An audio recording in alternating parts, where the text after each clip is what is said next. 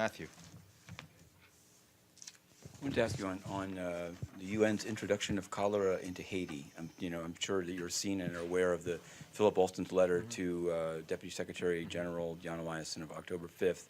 And since it's a lengthy and detailed letter, and he basically says, unless the UN sets up a mechanism for the mode of settlement of victims' claims under the Convention on Privileges and Immunity, it creates ongoing impunity and makes it a travesty of justice. And Mr. Eliasson's response, it's not clear to me, is he outright rejecting that? He said our legal position is not inconsistent with doing something in Haiti. But does that mean, Alston is very clear on this. He's saying no matter how much money you pay, if you don't accept legal responsibility. I hear what Mr. Right, Alston so what said. is Mr. Eliasson saying? I think what Mr. Eliasson said is what we've been saying for quite a long time, which is that the organization's legal position with respect to cholera doesn't prevent us from taking effective steps to address the issue of cholera in Haiti, and taking a position that has both compassion and solidarity. I think we've shown and explained repeatedly the two-track approach that the Secretary General will launch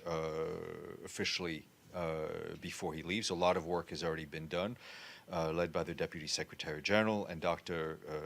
Nabar, which aims to look at to stop the spread of cholera, and also develop a package for material assistance to those Haitians most affected by cholera. But I guess, so in the legal position, is it the legal position of the Secretary General that there are no instances in which the UN would set up such a mechanism to actually pay rather than voluntarily what Mr. Alston is calling charity? I'm not speculating on what our legal position may be or in the future at some point. I'm just talking to you about what we're doing right now. Our legal position is what it is. It doesn't prevent us from taking action to offer material assistance to those who were severely impacted by cholera, and to provide support to eradicate on a systematic basis cholera from Haiti. What's the UN's scientific position? Did the UN bring cholera to Haiti or not? The scientific position can be found in the report that was commissioned some years ago. Doesn't that been discredited?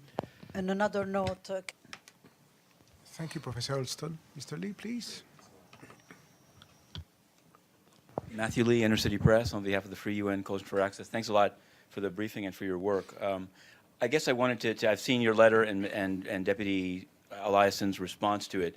Did you understand his October 12th letter to be essentially there will be no recognition of legal responsibility and setting up of any kind of a claims provision? And also, do you see the Ban Ki-moon administration's approach to Haiti cholera as in some way similar to its approach to peacekeeper sexual abuse, on which, for example, there's been no prosecutions, no findings of guilt, sort of vague statements? And do you see, I guess, is there a need, can you speak to, in terms of the next incoming administration, to deal, more both as a legal matter and as a kind of a systematic matter, to actually make meaningful things like zero tolerance and things like, rule of law and justice?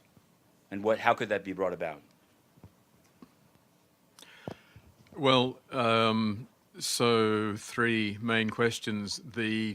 I did indeed see the letter that I was sent by the Deputy Secretary General a couple of weeks ago as a very carefully crafted response, no doubt prepared by the lawyers, which sought to simply avoid all of the questions that I had raised.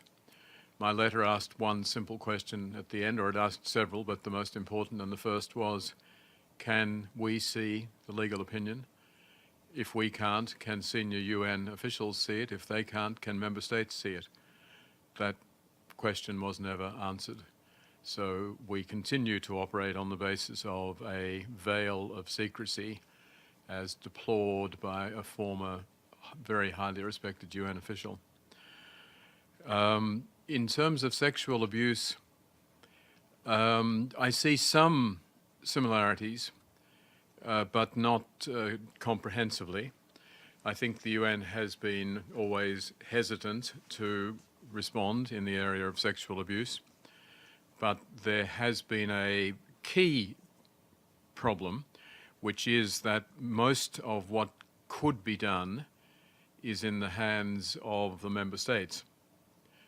I think it was very good that the Secretary General took the initiative to dismiss his special representative for the Central African Republic on the basis that there hadn't been adequate responses. So the difference here is that what I'm calling for is actually entirely in the hands of the Secretary General. The SG himself has complained bitterly about being subjected to inappropriate pressure from certain member states and has named those states on occasion. This seems to be another area where there is pressure from one particular member state, and it seems to be so great that the Secretary General has concluded that he doesn't have room to do what I think he believes is the right thing. And I deeply regret that. I regret it for him. I think he has achieved a lot in relation to some human rights issues. The Human Rights Upfront initiative was a powerful and important one, and I would have very much liked to see him following that up with a clear and loud statement accepting the UN's responsibility here, apologizing not by means of a legal formulation that really adds up to very little, and going ahead with precisely what he has otherwise done, which is the mobilization of resources for the victims. Thank you. Mr. Lee, again, please. I guess I wanted, and you seem to be saying that the Secretary General wants to do the right thing, but that the U.S. isn't, if I'm reading you correctly, is pressuring him not to. But I guess I want to ask you, having covered this for some time, the Secretary General, dodged legal papers. I mean, physically and personally, when he was attempted to be served going into the Asia Society at one point, he dodged the papers. This very press conference, his spokesman didn't put it in the week ahead. There's been a difficulty in even seeing the session. There was a session on October 14th where Deputy Eliasson addressed the member states, from which I was, as a journalist, was thrown out of the room, and the room was nearly empty. So I guess I'm not trying to make it a rant, but I guess I ask you, are you certain? What do you base your statement that the Secretary General means well in this instance, given those facts? There was an Al Jazeera film crew that once pursued him to ask him about Haiti cholera, and the guy was disaccredited and couldn't come back in. And the media accreditation unit here won't provide any reasoning for accreditation or disaccreditation, including of inner-city press. So is the lawlessness more pervasive than this one issue? And do you think, is it the final, I guess I'll just cap it with this. Do you think that some of this late in the administration changes is essentially trying to clean up a legacy to run for president of South Korea? Or is it, as you say, a constant well-meaningness held back only by OLA and the U.S.? I really am not well placed to respond in terms of the broader set of issues that you raise, including the Secretary General's aspirations. I can say that I have met with him twice to discuss these issues. There's a timeline in my statement to the Third Committee. Once it was in January, where we had a standard meeting attended by some of his colleagues.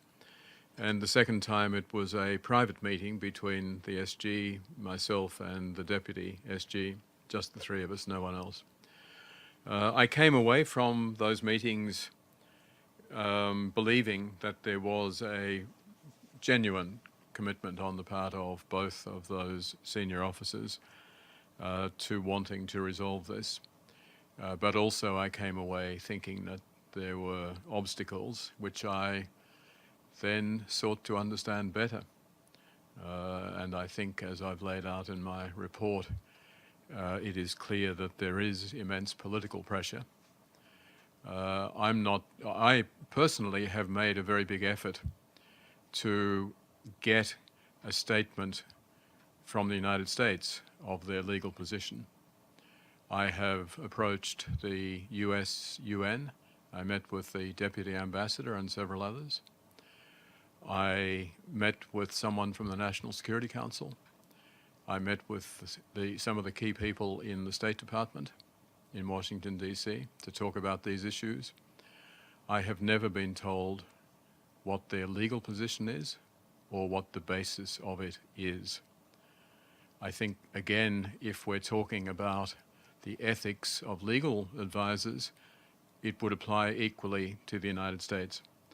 I guess I'm speaking now as a professor of international law, and I find it deeply offensive when legal advisors are not prepared to state a position and to explain the basis for it. When you say U.S. Deputy Ambassador, do you mean Isabel Coleman or another? Do you know who? No. Pressman? David Pressman? I guess I'm asking which. No, the Deputy Ambassador Oh, is Michel Ambassador Sisson, okay. Michel Sisson. Okay, thanks. Just want to get it Yeah. correct. Yeah. Any other question? Otherwise, I guess I'm going to open it. Do you think, I've asked some other special rapporteurs have moved on to other, how much longer is in your mandate? And do you, what, I don't mean it in a bad way. I guess I mean, would you consider, is improving the UN an ongoing project for you, whether in this mandate or in a future mandate? And do you have any thoughts in that regard? No, I don't actually see it as my role to focus just on improving the UN. I've addressed a whole range of topics. I did a very critical report on the World Bank and human rights. My most recent report to the Human Rights Council was about the need to take economic and social rights seriously after many years. I reported to this General Assembly a couple of years ago on the social protection flaws. There's a wide range of issues. This issue was not one that I initiated. It was initiated by 4 other special rapporteurs whom I joined last year.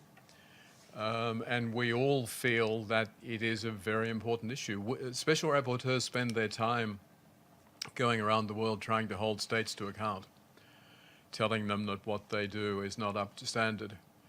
It's pretty tragic when we find that same thing happening with the UN itself. And we felt that it was very important to call the UN to account. We feel that it makes it much harder for the UN to speak with authority about accountability and transparency if it doesn't follow those principles itself. okay. Professor Alston, would you like to add anything else? No, I think that's... Okay, so That's thank all. you all Thank for you. coming this Yeah. afternoon. There is the statement plus the report and the press release on the table there. Thank you all for coming and a good afternoon.